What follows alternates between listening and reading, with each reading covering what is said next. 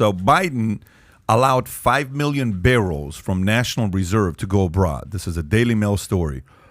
He shipped 5 million barrels from the United States to Strategic Oil Reserve abroad after claiming that releasing them would help ease Americans' pain at the pumps. The president faces accusations of a sneaky sleight of hand as it was revealed that between a fifth and a sixth of the reserve oil he bragged about releasing to boost supply made its way offshore to Europe and Asia in June.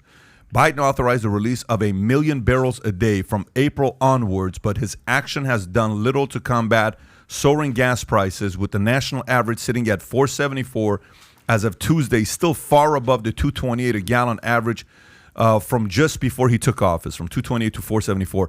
5 million barrels abroad to Europe and Asia, and then one, like, how? Explain to me, we're effed up with gas. We're in a shortage. Explain to me how you think sending all that overseas is going to help us. What does that even mean? Like, we're sending, we don't have it. You guys are paying for it. We're sending it. How is that going to make the price go down? Like it would seem what? It would seem to me that every decision that has been made by the Biden administration associated with this Ukraine invasion, as we describe it, has been nothing short of disastrous for the American people. While it has been good for Raytheon to a certain extent, obviously, because they want more weapons, and the Democrats could not push for more wars and more weapons because they take money from the Raytheons and the Lockheed Martins of the world, and I can share with you the numbers, and they're kind of disgusting how much their profits have gone up since the Ukrainian situation started.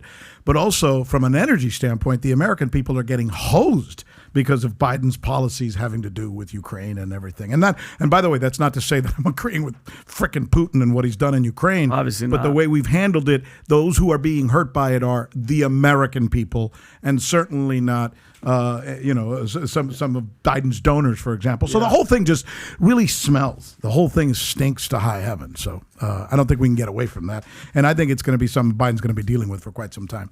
His foreign policy, by the way, sucks. So here's a question for you, Adam. Here's a question for any one of you guys here, but specifically Adam. Curious what you have to say.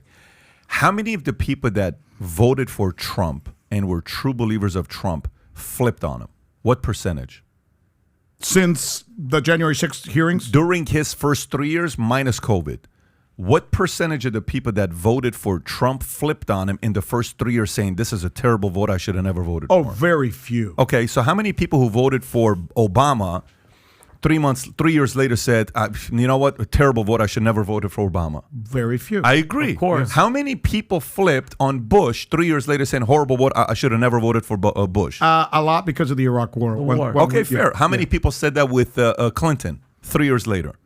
Not a lot. Pre-Monica, none. Pre-Monica. Again, everything I'm saying, pre-Monica, pre-COVID, pre-pre, right? Yeah. How many people within the first 3 years who voted for Biden are saying, what the hell did I just do? A lot. Very good question. What do you think that percentage is? Because it's not like it's Republicans are being so loud, stop throwing the guy under the bus, give the guy a second chance. No.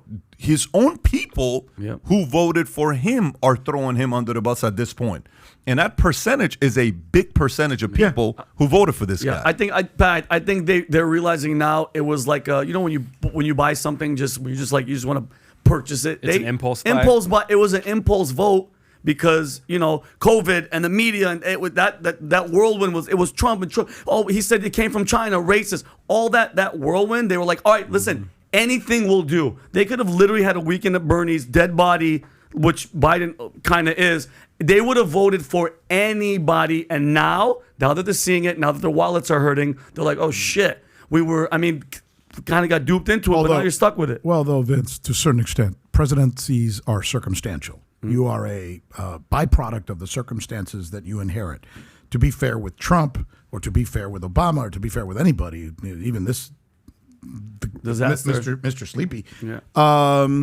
There are some things you could cogently say that he has had laid upon him which were very difficult to manage. That said, that's your fucking job. I agree. Okay? FDR didn't say, oh, these freaking Nazis, this is not fair. No, Nazis are there, you got to take them on. Yep. When Obama had to deal with the meltdown, give him credit, he dealt with it. I don't necessarily like the way he dealt with it, but he dealt with it and he helped it. So you got to deal with what you're dealt, man. Those are the cards. Here, you got an ace? No, you got no aces. Oh, sorry.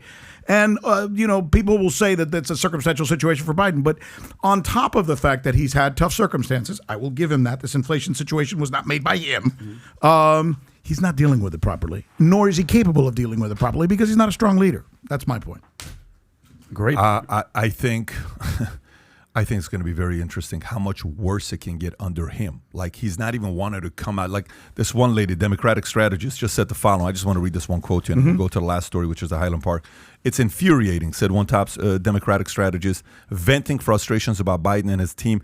Our house is on fire, and it seems like they're doing nothing to put out the fire. They're just watching it with the rest of us. So, meaning, here's the policies you said you were going to go through. You have the House, you have it's all you, and you can't get shit done? We thought you're going to get everything done. Now what do we do? It's catastrophic. Midterms, I just can't wait for midterms to see what happens there. So if you like this clip and you want to watch another one, click right here. And if you want to watch the entire podcast, click right here.